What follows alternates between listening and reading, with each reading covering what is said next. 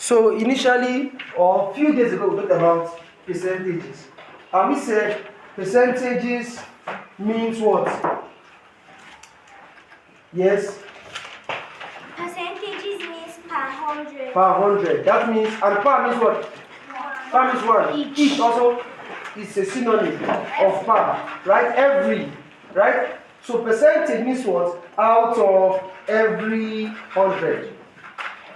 Percentage means out of every 100. And then we went on to say in our last class that if we say 45%, it means 45 out of 100. If we say 25%, we mean what? 25 out of 100.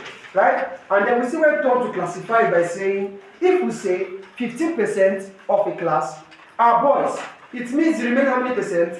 85% are what? The boys. Right? If we say 50% are the girls, so 85% are The boys. good. So we need not to be told about that. And then we still went on in that lesson to do what? To convert fractions to percentages. Right? We converted fractions to percentages. Where we said if we have 1 over 4, it is a fraction, right? Yes. To convert this to percentage, what do? We multiply it by what? So now we have this process on the board. Convert the following fractions to convert the following two fractions. Okay? So let's see solutions. We said we'll be dividing by 100, right? Yeah. So 50%, this is the simplest form. 50%, because it's having a percent sign, and we're converting to fraction, we do what? 50 over 100. We can divide this in two ways. Listen, because I might be touching the other subtopic in this topic.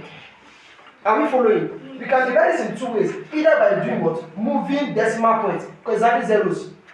If I move decimal point twice, have I divided? Yes. But we also be in fraction? No.